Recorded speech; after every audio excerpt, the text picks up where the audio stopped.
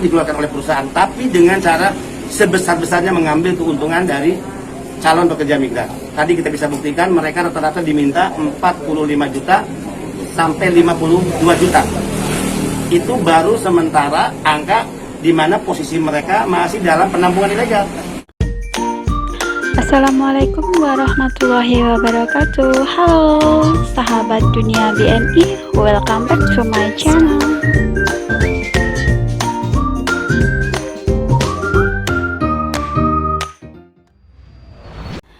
BP2MI gagalkan pemberangkatan 25 calon PMI ilegal di wilayah Cirebon. Ditemukan sebanyak 25 orang yang dijanjikan akan diberangkatkan ke Polandia dan juga ke Taiwan. Sahabat dunia BMI harus hati-hati ya. Sekarang ini banyak banget calo-calo yang menawarkan job tapi keberangkatan itu dengan cara ilegal. Mereka mengeruk keuntungan sebanyak-banyaknya dengan cara yaitu seperti jual beli job. Jadi untuk keberangkatan PMI ke luar negeri biasanya para calo ini meminta biaya yang sangat mahal atau yang sangat tinggi. BP2MI melakukan penggerebekan di penampungan PMI ilegal di 3 titik yang ada di wilayah Kecamatan Plumbon, Kabupaten Cirebon, Jawa Barat.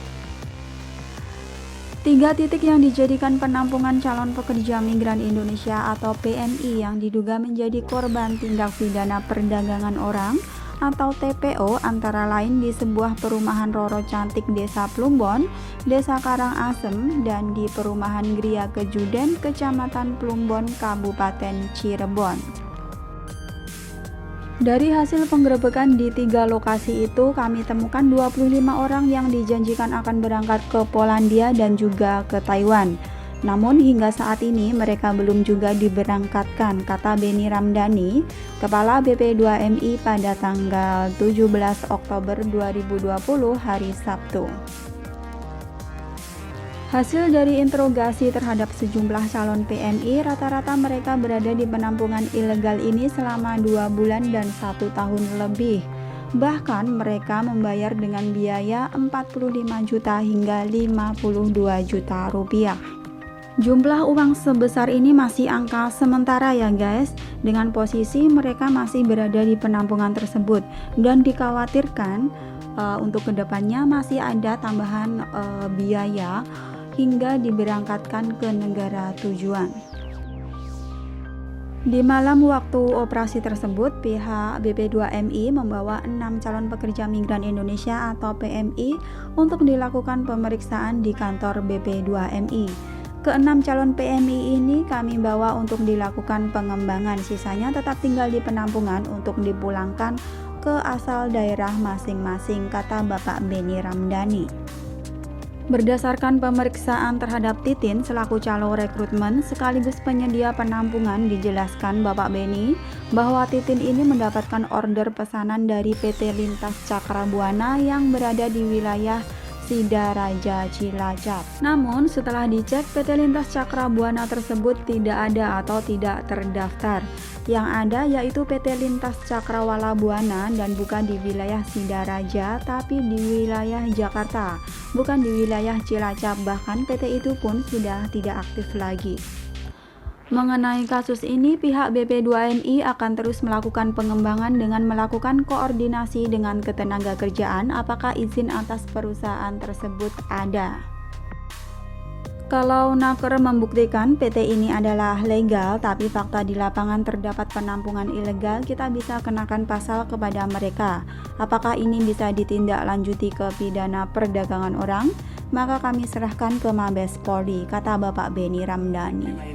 Rata-rata ya, mereka sudah ada yang 2 bulan hingga 1 tahun lebih. Dan kami juga prihatin tempat penampungan ya, yang katakan tadi ilegal dengan keadaan yang sangat tidak layak, kotor, berbau ya. Dan tentu ini harus menjadi perhatian serius pemerintah. Intinya adalah kunjungan malam ini untuk membuktikan bahwa upaya-upaya untuk pengiriman para calon pekerja migran ke negara-negara penempatan selalu ada upaya pihak-pihak tertentu yang ingin mempermudah proses ya. kemudian juga melakukan penghematan atas biaya yang menjadi kewajiban yang harus dikeluarkan oleh perusahaan, tapi dengan cara sebesar-besarnya mengambil keuntungan dari calon pekerja migran. Tadi kita bisa buktikan mereka rata-rata diminta 45 juta sampai 52 juta. Itu baru sementara angka di mana posisi mereka masih dalam penampungan ilegal. Nah, belum lagi ya yang kita khawatirkan ada permintaan-permintaan lain hingga mereka nanti berangkat ke negara penempatan.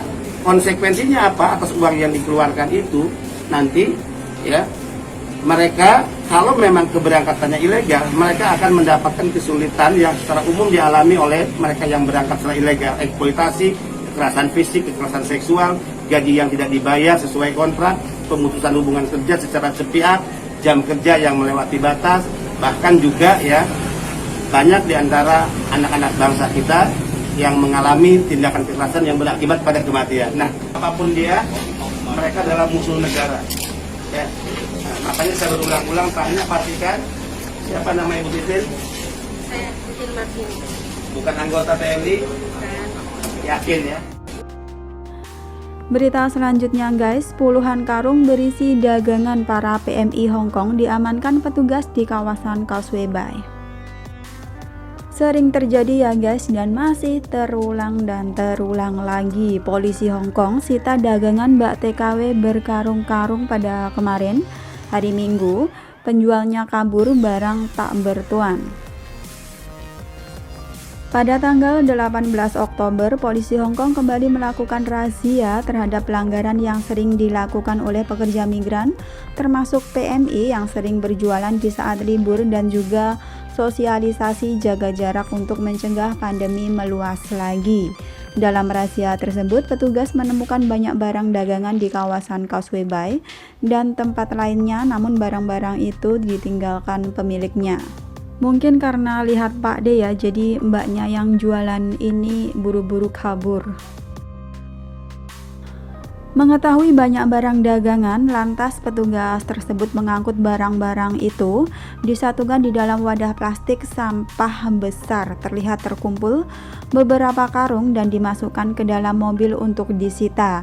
Diduga pemilik dari dagangan ini melarikan diri untuk menghindari penangkapan dan denda yang mencapai 50.000 Hong Kong dolar dan juga penjara kurungan jika terbukti bersalah.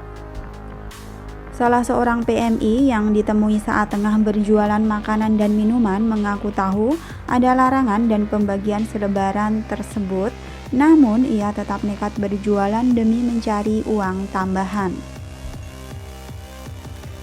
Saya dari tahun 2000 berjualan di Victoria Park, belum pernah tertangkap dan mudah-mudahan jangan sampai, kata ibu anak dua asal Ngawi yang tak mau disebutkan identitasnya tersebut. Ia mengaku mendapatkan keuntungan yang lumayan dari hasil dagangannya dan ia pakai untuk membeli pulsa untuk menelepon keluarganya. Jadi gajinya tetap utuh dan bisa dikirim ke rumah. Ya pokoknya hati-hati aja ya guys bekerja di perantauan dan selalu jaga nama baik bangsa Indonesia. Thanks for watching and see you next video. Wassalamualaikum warahmatullahi wabarakatuh. Bye bye.